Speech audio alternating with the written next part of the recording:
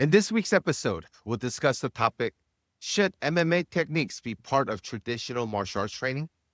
Welcome to Black Belt Banter, the best podcast to help your martial arts school increase profits and generate substantial revenue. I'm Jimmy Hong, and my co-host is Master Chan Lee. Today, we're joined by one of the most respected striking coaches in mixed martial arts, Coach Eddie Cha from Fight Ready Gym in Scottsdale, Arizona. Coach Eddie has worked with some of the UFC's biggest names, including Henry Cejudo, the Korean Zombie, Chan Sung Jung, Zhang Wei Li, and Davison Figueiredo, and countless more, helping them refine their stand-up game, elevate their fight IQ, and perform at championship level. Known for his chess-like approach to striking, Coach Eddie teaches fighters how to disguise their intention through feints, timing, and precision, what he calls the art of smoke and mirrors. Let's jump right into it. Coach Eddie, welcome to the show. Your martial arts background is rooted in Taekwondo, a very traditional discipline. How did that foundation lead you into the world of MMA and eventually coaching at the highest level in UFC? What's up, guys? First of all, thank you for having me, the legendary Master Chan Lee and Master Jimmy Hong. I'm Korean, so I think Taekwondo is a part of our culture, which I love. The footwork, the feints. I think a lot of that we integrate into MMA, and I think every style has something to offer.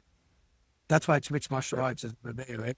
But yeah, I love it. It's well. Well, speaking of Taekwondo, I mean, so as traditional martial arts school owners, many of us seem hesitant to incorporate MMA techniques into our systems. Why do you think that hesitation exists?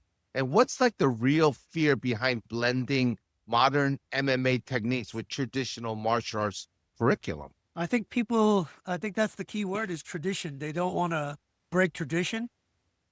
But I mean, realistically, some of the moves, I feel like they're not practical for self-defense. And so you do have to integrate across it. Taekwondo, you guys don't punch to the face, obviously. So that's a big difference. In self-defense, you're going to have to hit the chin, temple, or back of the head to hit the knockdown to defend yourself. And so I think in order to evolve and actually use actual practical self-defense moves, you have to add a little bit more traditional. Right. And obviously, being a traditional martial artist myself, you're learning like horse riding stance, apgubi, dikubi, all the different stances. And it's not like you're going to do any of those stances in a real fight, right? It's good body mechanics to learn. And being a traditional teacher, I think it's a good way for kids to start martial arts. But later on, in my opinion, there's an application piece. And I remember when UFC first came out, everybody was like, oh my gosh, what is this? And it was a big curiosity because it was like, is Taekwondo better than karate? Is karate going to beat judo? Is jiu-jitsu? At that time, no one knew anything about jiu-jitsu or even Brazilian jiu-jitsu. And they started changing and you had to be intermixed with it. And, the way I view it is traditional Taekwondo teaches you the basics, but then when you have to apply it, right, you have to look at MMA and some of the places that they're field testing. It's like a field testing of these real techniques like punches. Do you feel that some Taekwondo techniques have some practicality in MMA, or is there some things that you can take from Taekwondo into MMA? Kind of reverse Yeah, engineering the 100%. question a little bit. Yeah, of course. I think of Taekwondo, the range is beautiful. To me, distance and timing is more important than speed and power. And Taekwondo practitioners have really amazing distance. Like your cousin, Master Tay, the distance control that he did when we played around in Wisconsin a little bit. You saw John Jones use a back kick against Stipe and finish him with one back kicking move. And it was a great back kick, but if you see Taekwondo heavyweights throw back kicks, it's phenomenal, right? Those are definitely finishing moves.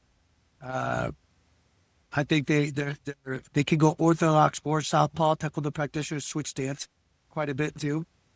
Taekwondo has great feints. So there's a lot of moves I think they can use Taekwondo. So knowing that, then Taekwondo school owners should think that they have some basics of what can be used in a real world fight or a real world out a thing. I think the moves that you use are field tested, right? So being able to kind of take those moves and apply it in a classroom setting is very practical. What are some suggestions that you have? Like if you had a guy that just done traditional Taekwondo for 20 years and all of a sudden you're like, okay, here's some stuff that you can apply in your dojang. What would your suggestion be? I would say definitely working on your hands. Boxing is a nice complement of your kicks and things like that. It's fun. It builds coordination, agility, hand speed. It can close the gap. Once you throw one kick, you're going to be right here. And so this is where the hands come into play. And so I'm a little biased, but then again, like you say, being field tested, we've tried everything. We've had people, black belt Taekwondo guys come in. Korean Zombie was a black belt Taekwondo. Anthony Pettis, he won a UFC belt. He's a Taekwondo artist. Benson Henderson's also a black belt Taekwondo as well. And so, but just compilation of a little bit of everything. But I think boxing really complements kickboxing or Taekwondo.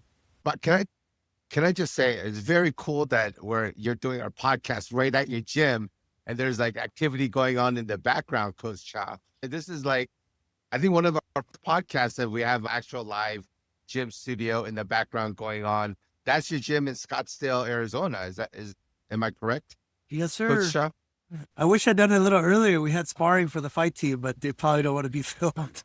Who is your next fighter that we could see on TV, Coach Cha? We That's have coming up. Tracy Cortez, she's fighting Erin Blanchfield. It's a top 10 fight. Blanchfield is ranked number 4. She fights this Saturday. And Henry Cejudo fights December 6th. So his might be the last fight, so we're calling it the last dance. Or he's calling it the last dance. Wow. I mean, both of them, Tracy Cortez and Henry, Tracy is very well known now. She has a lot of followers, a big fan base, and Henry is Henry. Everybody knows Henry. Those are 2 big fights coming up, Coach. Yes, sir. Yes, sir. The whole gym is excited about it. And hopefully, but they both get some W's. What's amazing is the transformation of Henry, right? I mean, he was known as a wrestler, right? Olympic medalist. And now he has like knockout power and has some ability striking. So tell us a little bit about that transformation. How did he transfer from like becoming just like this great wrestler to a really good striker? Henry's a student of the game. I mean, the Olympic gold medalist is such an accomplishment. Anything he puts his mind to, he learns so fast. The first fight I worked with him was during COVID, Dominic Cruz fight when he won a world title. And our goal is to land 7 leg kicks in the first round, not even punch, because Dominic Cruz is very elusive. He uses kind of the rope-a-dope movement. And we had an opponent change. We were supposed to fight Jose Aldo. Then a month in, he got injured. We only had 3-4 weeks to prepare for Dominic Cruz. Dominic Cruz is one of the best bantamweights of all time. It was a hard puzzle to figure out. But Henry, he already knew how to kick. But if you would go and watch that fight, like, so literally put on a clinic, timing a one to grow. I think that's the most kicks he's ever thrown in his whole career. And so the guy can just adapt to it. So what's your philosophy on striking? Obviously, you're the head striking coach and head MMA coach over at Fight Ready, and you have a stable of, UFC fighters. What are some from an amateur that is learning basic striking and so forth? Are there some like hard and fast rules? You're like throw X amount of combinations, know the basics. What are some things that you would say to a beginner of learning MMA strikes? For me, I would say, depending on what age they are. So there's some guys that are already have a couple fights as an amateur, or they're a mid-level pro, and then how old are they? So you have to kind of fast track things. If they're 13 years old, then they should just train as much as possible, enjoy the ride, and kind of pick 2-3 styles that you need to do with grappling, whether it be wrestling, judo, background, or whatever it may be. And then you pick your striking concepts, whether it be boxing, kickboxing, Muay Thai, Taekwondo, karate, anything. But for me, we always kind of go, because it's a short-lived career. So say they're 25 years old, that you have to fast track it. So what's my fastest way to get to point A to point B. You got to kind of map out the career, so to speak, a little bit. And how fast can I get there? What's the fastest way? So for us, we always recommend wrestling has to be a base, because if you can't defend a takedown, then you're going to lose every round. You have to have minimum of a blue, purple belt jiu-jitsu. Otherwise, you can get a takedown, get submitted. And then what are you going to pick for your feet? So a lot of guys kind of integrate boxing and Muay Thai. Those are like the common two. I'm sorry. I got a question then. Going back into the traditional curriculum, traditional technique versus those techniques that you're talking about with other arts. I have a Taekwondo background. What are your thoughts about like horse riding? Like we all grew up doing horse riding stance on every class, long stance, down block with punches from the waist. These traditional, outdated that I never used, by the way, in self defense or in a fight that I've ever been to. I've never used those techniques. What are your thoughts on that, Coach Eddie? On school owners teaching that rigid horse riding stance, middle punch, outdated. I don't know if outdated is the word, but that traditional curriculum that every class is taught for 5 minutes. You want me to be the bad guy? I want this to be the most controversial episode of podcast ever. That's my goal on this podcast. I think a horse riding stance is a good training tool, right? You're almost in a squatting stance. So you're developing your legs, good posture for pumses and stuff like that. But I think for practicality, of course, you're not going to get in a horse riding stance when you start to spar. Even in Taekwondo, you guys don't go in a horse riding stance when you're ready to spar, right? So I think that says it all. Realistically, why do we teach it then? Well, you guys are the Taekwondo masters. But let's ask Master Lee. But Master Lee, why do we teach it then? I think it's a great way to teach basic body mechanics and learning kids how to stay still. I mean, I still teach the basics of it, but I don't spend a lot of time on it. I mean, maybe 3 minutes when I have new students that have never thrown a punch. We go to horse riding stance and we get them started that way so they can just focus on how to throw the punch. And then full disclosure here, I've been training in Coach Eddie Cha's methods for the last decade. You know, I first learned it from one of his students, and then I also picked it up on some other things as well. And we went to immediately going into a self-defense stance and then teaching your numbering system, the 1, 2, 3s, 4, 5, 6, the jab, cross, hooks, and then the uppercuts. And then we immediately put those into a combination. And so we pretty much mostly eliminated the horse riding stance and got into like a guarding stance. And then we've been teaching the basics. So a lot of my white, yellow belts know the 1, 2s, the 3, 4s, and the 5, 6s, and we put them into a sequence there. The other thing I really enjoy about, Coach's system is the 10 ways to move your head, right? That's something we don't really teach in Taekwondo. We teach how to block, but I never thought, okay, how do you move your head from a strike? So incorporating that with the striking is just brilliant. And then obviously all the different blocks, the covers, right? Or I think you call them catches, right? And then doing that is just a full complement of realistic blocking. But to me, I think there's some value in doing it. I won't be the bad guy. I'll be the middle of the road guy. I think you still have to teach the basic mechanics of it. You're working with Ferraris, right? We're working with like basic amateur people civilians that'll probably never end up getting into a fight in their life, but they've never actually thrown a real punch ever. And being able to make sure that their fist is correct and making sure that they know they have to punch with the first 2 knuckles, they have to turn the hand over when they throw the punch, all those basics. I think there is some value in it, but then to overdo it, if you're still doing it in your intermediate belts like blue and greens and reds, we pretty much have eliminated that in our classes for those students, and we've adopted your stuff into what we do. And so, yeah, it's great in the beginning, but I think it's also, I think more people will find it's more engaging, because once you start hitting mitts and you have people knowing how to hold and hit, it's just such an enjoyable process. For me, it's it's been the basis of what, helped our retention. If you look at our black belt classes, it's packed and everybody has to wear gloves and mitts, and that's our warm up. Your curriculum is our warm up in terms of doing it. But even then, we're only incorporating 15, 20 minutes of it per class, because the most of the class we still have to do the PUMSEs. And I didn't eliminate PUMSE all the way through, but I think there's some value in high level PUMSE. But is it realistic? I guarantee if I ever get into a real fight, I'm not getting into a be punch with a reverse inner forearm block.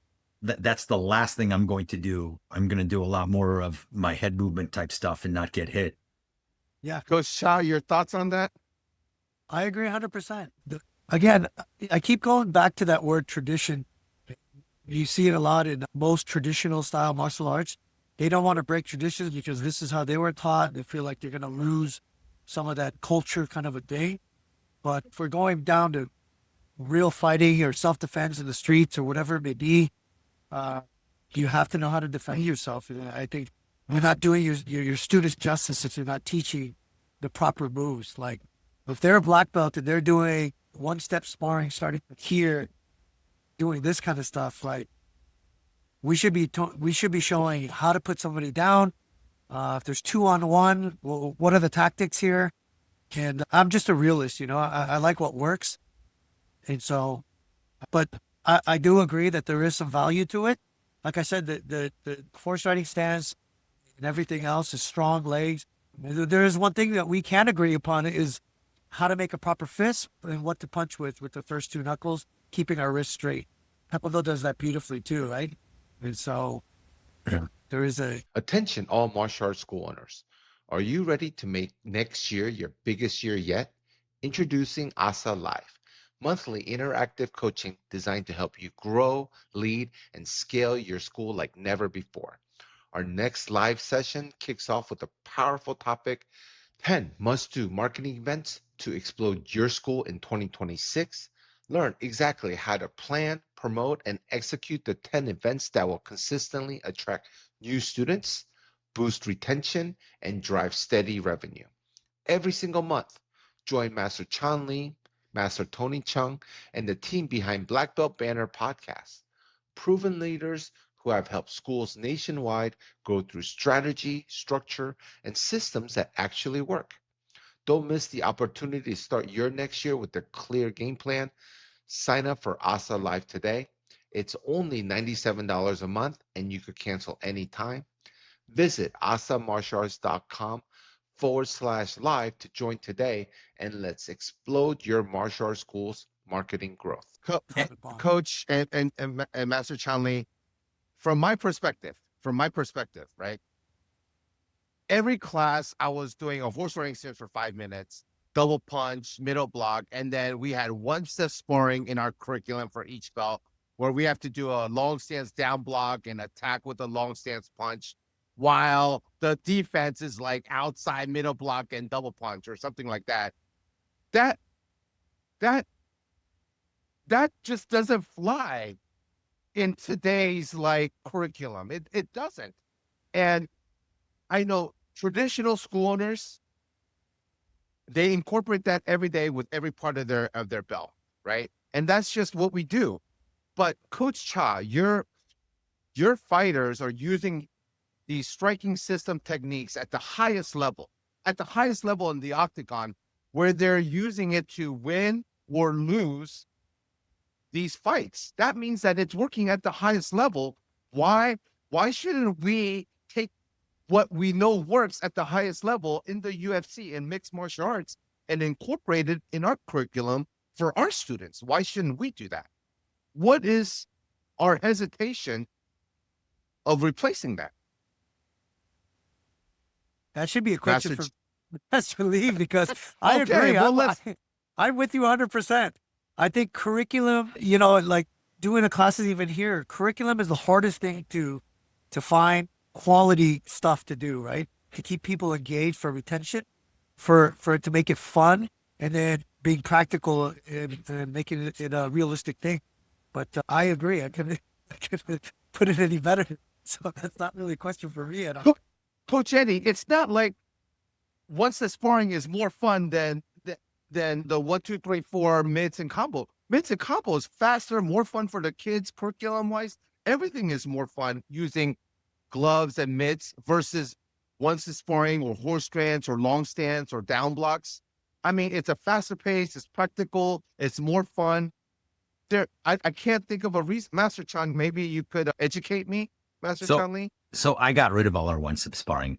I ended up incorporating Coach Cha's stuff, which is what to do with if someone punches you with a 1-2 or just a right or a left hook. And we've incorporated the head movement, the blocks, the catches, the parries, all the different types of things. And we do colors with that.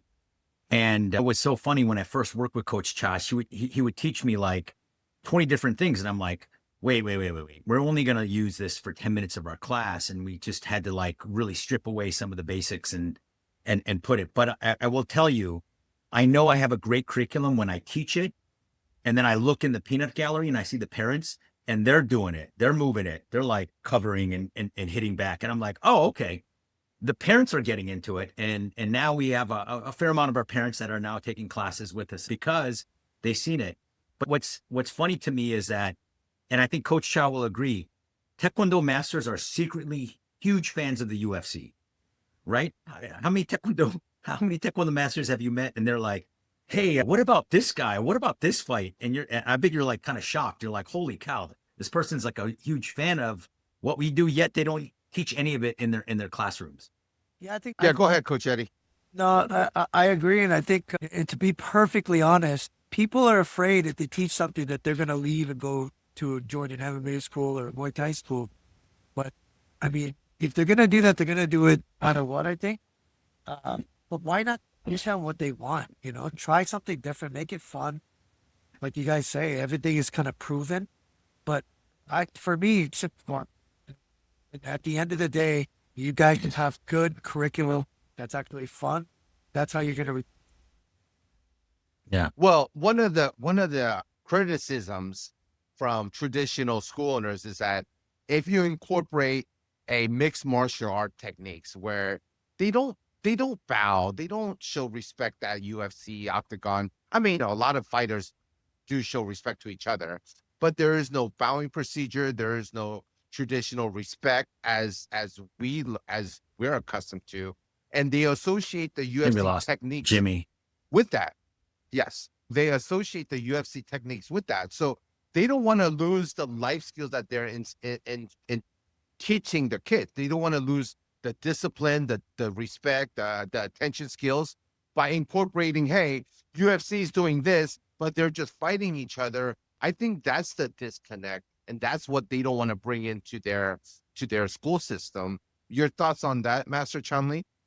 I think there's a little bit of fear with that, right? That, hey, we're not a UFC school. I mean, I have people call my school all the time and, and sometimes they're like, well, can I use your stuff and get into the UFC or whatever? I send them to our local MMA gyms in town. I say, that's not stuff that we do. But our market is moms and dads that want their 4 to 12-year-olds to do traditional martial arts. That's our market.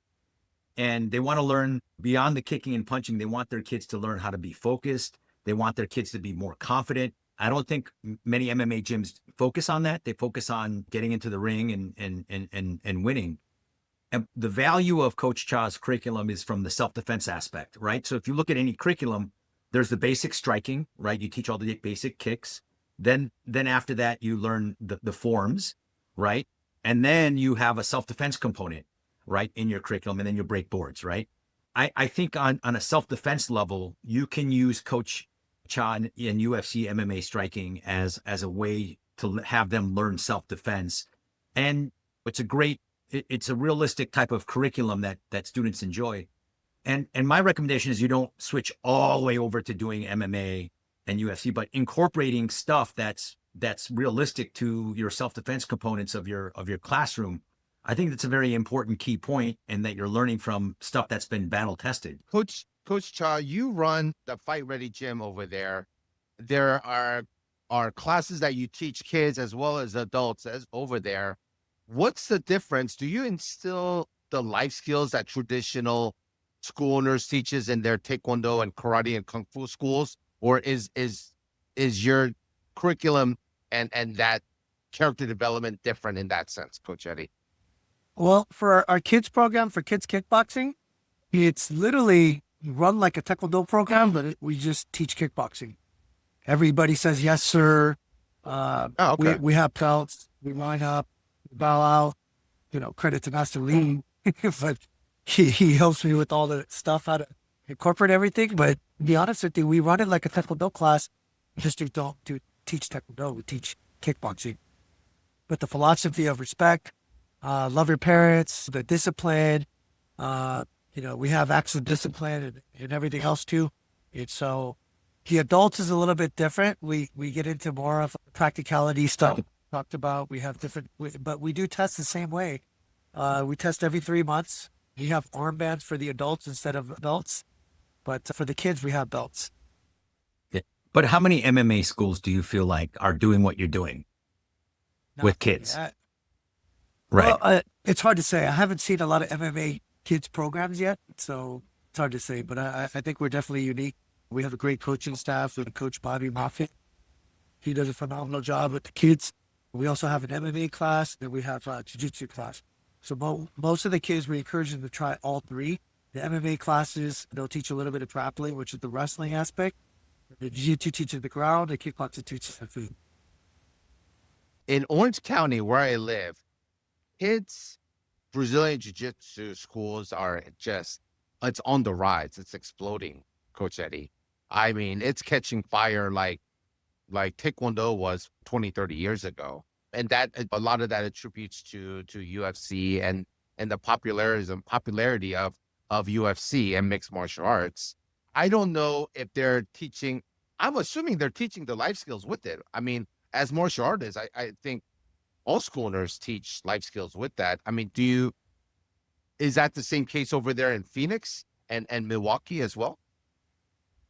Coach Eddie, is kids Brazilian Jiu-Jitsu gaining popularity in Phoenix as well? I think so. I think martial arts in general, everybody's intrigued by it. It definitely helps that I think the UFC invested 20 or something $million into their UFC Jiu-Jitsu program. And so, a lot of people are inquiring about that as well.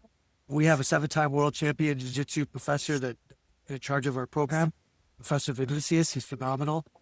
It helps, gives us recognition. He still competes, which is kind of nice. But yeah, I think all martial arts is on the rise. And here, at least in Arizona. You, Master Chung, over in Wisconsin and Milwaukee. I don't think a lot of MMA gyms have caught up. I think MMA gyms in general are about 30 years where Taekwondo was 30 years ago in the 70s and 80s. There was a lot of tournament-based type stuff. It was kind of like the only game in town, right? Taekwondo and karate schools. There wasn't a lot of MMA yet. The rules weren't as unified as they are now. And I don't think I think the only schools that people got into that was grappling was judo schools, right, back in the day. And I think over time, now you're seeing Brazilian Jiu-Jitsu on the rise here in Milwaukee as well. And some kickboxing schools that have popped up as well. But I think the bread and butter of a traditional martial arts school like Taekwondo should be character development and basic body mechanics for self-defense. And then once again, why not add a little bit of additional MMA type striking curriculum into your classes that's fully enjoyable. And I know I do this all the time. I'll be like, hey, anybody watching the fights this weekend at my black belt class? And I would have to say 90% of my students were like, have no idea. And the 10% that are fans will be like, yeah, I'm going to go see the fights this weekend. So even MMA hasn't fully hit the masses yet in terms of their stars and who they are. But I don't think it's a fear. I really think, I think you've got to kind of start embracing it. It's not UFC and MMA is not going away, right? And if you want to stay on the cutting edge, I think it's one of the things that a traditional school owner should look into.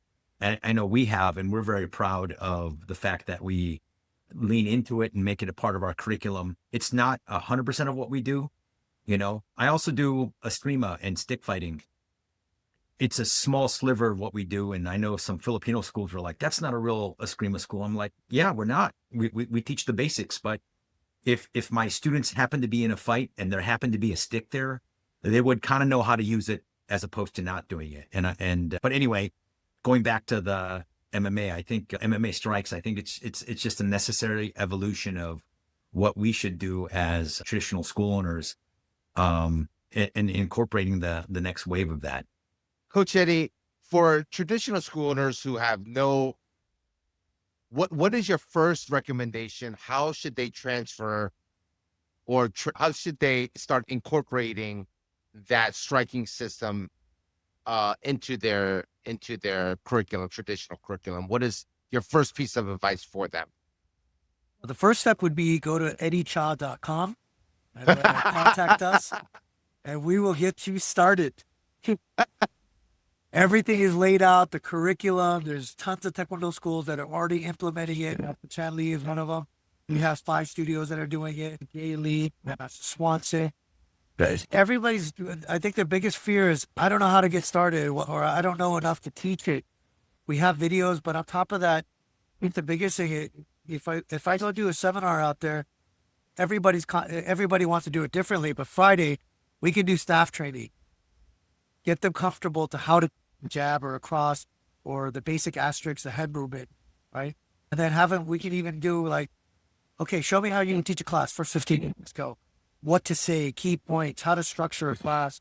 But it's not that hard. You got to start somewhere, and it starts with just by doing the videos, So that would be well. To educate our audience, Coach Eddie, am I assuming correct, that you're available for a seminar for the weekend? So any of the school owners who are interested, they can fly you out to their school, and you're available on a seminar for like Friday, Saturday seminar session to teach them, the school owner and the staff and their students. Is that correct? Yes, sir. When I'm in town, but sometimes I get a little bit booked up, but if I'm in town, I love going to travel. I love going to look at other schools and see their setups, their curriculum. It's fun.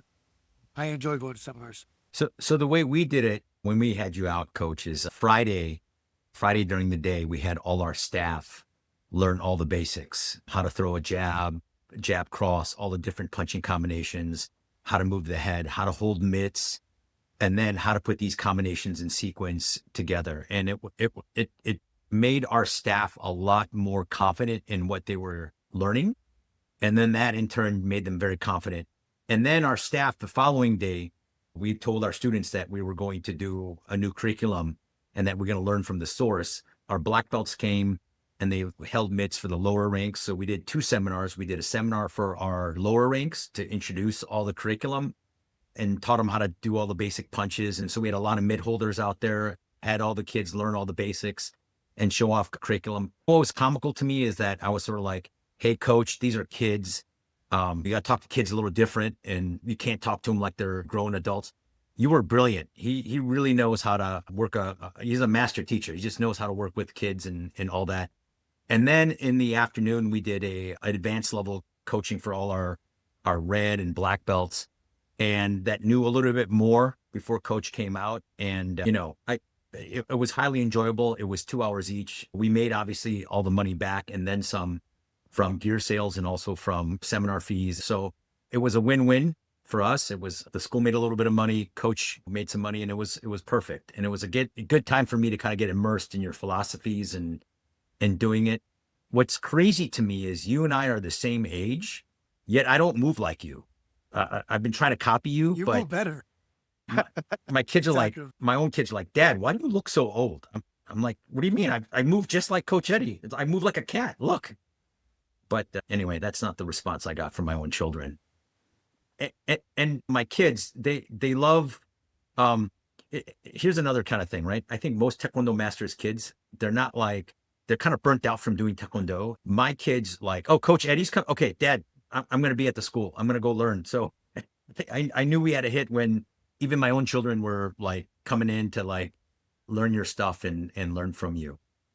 Yeah. So I guess I'm Coach not Eddie, how Coach Eddie, how long, what's the average time it takes for school owners and their staff to get that striking system, learn that striking system and implement into their classroom?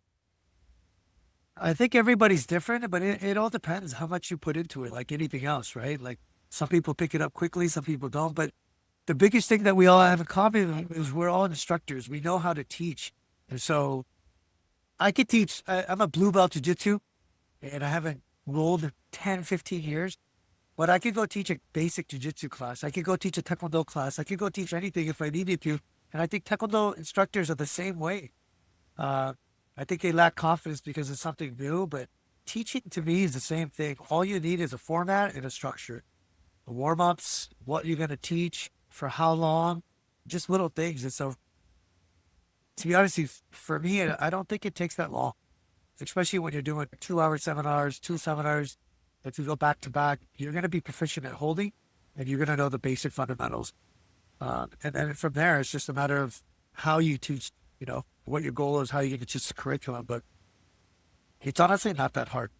And it's not the first time Taekwondo guys are throwing punches, right? So instead of throwing it from your hips, it would just be here. That's the biggest thing I see when I go to Taekwondo seminars. I'd say 1, 2, we would throw like this. They will go this. Every time they throw the 2, the hand goes down. But it's just little things, just changing habits. But I don't think it's that hard. Last question, Master Chan, and let's wrap up. But I'm sorry, go ahead, Master Chan. No, I was going to say when we first learned, it took us, I want to say there was like a 3 to 6 month lag time because I wanted to make sure my instructors knew how to do it. And our warm-ups are instead of horse riding stance is all the combos, 1, 2, 3, right? 2, 3, 2, 5, 2, 3s, and learning it in different sequences and then moving and teaching head movement. Your footwork drills are great. So it's all practical stuff on how to move and how to like evade an attack and do counters. And then the Taekwondo footwork, we still use that. So there are some things that you're just kind of enhancing. And then the second piece would be applying that from a self-defense realm. So if someone throws a jab, how do you deal with that? If someone throws a 1, 2, how do you deal with that? Someone throws a 2, a right hand overhand punch. How do you deal with that? If someone throws a hook, how do you roll against that or evade that as well? So just like common things that you may see. Back in the day, I used to look at the World Star videos. Do you guys remember World Star? You see all those fights that would happen, and I'd be like, what would I do? Would I go into a kubi and dekubi and do a knife hand block, or what would be the practical way of dealing with that from a thing? Now I feel a lot more confident in knowing your stuff, and then you get to see it. You get to see your stuff in action on a UFC weekend. Is very satisfying to see and saying, okay, this stuff is out there. People are doing it. This is great stuff, Matt. Coach Eddie, good luck to your next couple of fights. It's going to be right around the corner this weekend with Tracy, and then next month with Henry Cejudo. Huge, big fights. I encourage everybody, our audience, to check it out as well. Let's wrap up there. And Coach, Matt, real quick, I don't know if you Yes. know, but Coach Eddie is the master of languages. So this next couple fights, he's going to translate all in Spanish for ESPN Deportes. So I don't know if you heard the story, but they were missing a translator for his fighter AQ, who is Chinese, and they brought him in to do the Chinese translation. I didn't know you spoke. I didn't know you spoke Chinese, Coach Eddie. Spanish, Hungarian, Russian. The man is a man of many languages. So did you just say anything? Did you just make up words on that interview? Like if we were to speak Korean, we add a couple English words. So all I did was listen, and then I heard fight ready, then I heard coach, then I heard sheshe, which is thank you. Everybody knows that, right? So then I kind of went with it. Me and DC had a good time. We were cracking up a little bit. Oh my God, that's too funny. All right. Master Chan Lee, Coach Eddie Cha, thank you for joining us today and sharing your insights on how traditional martial arts can evolve by understanding the mindset and methods of modern mixed martial arts.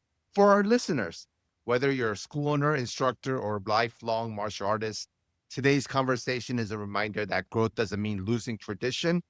It means adapting, innovating, and continuing to learn. If you want to learn more about Coach Eddie Cha's striking system and the incredible work being done at Fight Ready Gym in Scottsdale, Arizona, check out the links in our show notes or YouTube description. Thanks again, Coach Eddie. And to everybody tuning in, don't forget to subscribe, leave a review, and join our community of martial art professionals striving to elevate the industry together. Master Chanley, thank you as well. Until next time, see you guys on the next episode.